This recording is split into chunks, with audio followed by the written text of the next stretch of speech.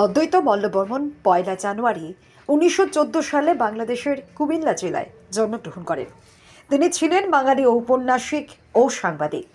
তিতাস একটি নদীর নাম।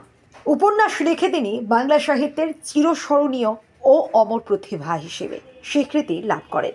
স্বল্পকালীন জীবনে অদ্বৈত মল্লবর্মন বেশ কিছু গুরুত্বপূর্ণ গ্রন্থ রচনা করে গেছেন।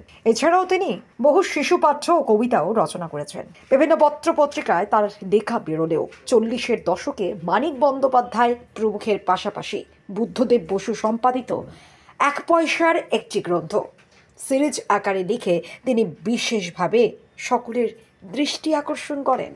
১৬ এপ্রিল ১৯৫১ সালে মাত্র ৩৭ বছর বয়সে তিনি প্রয়াত হন। আজ তাঁর ১১০তম জন্মবার্ষিকী। ত্রিপুরা তপশিলি জাতি সমন্বয় সমিতির পক্ষ থেকে তার প্রতিকৃতিতে পুষ্পার্ঘ্য অর্পণ করে বরেণ্য সাহিত্যিকের প্রতি শ্রদ্ধা নিবেদন করা হয়।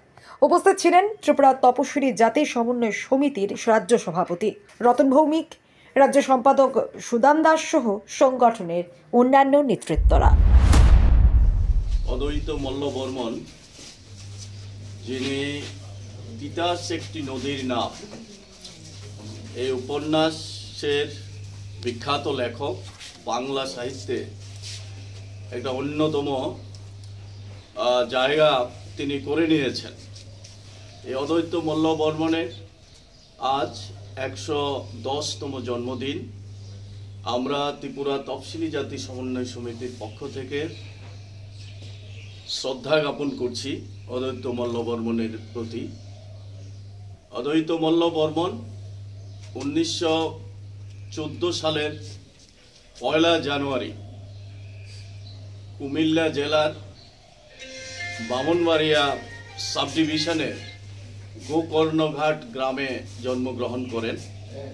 মৎস্যজীবী পরিবারে অত্যন্ত দারিদ্রতার সঙ্গে জীবনযাপন করেন এবং অত্যন্ত মেধাবী ছাত্র ছিলেন।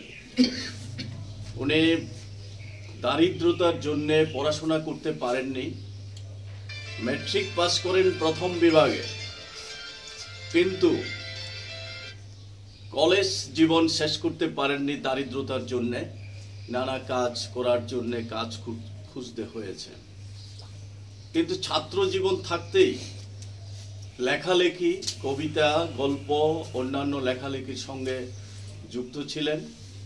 পরবর্তী জীবনেও এই লেখালেখিতেই উনি নিয়োজিত ছিলেন।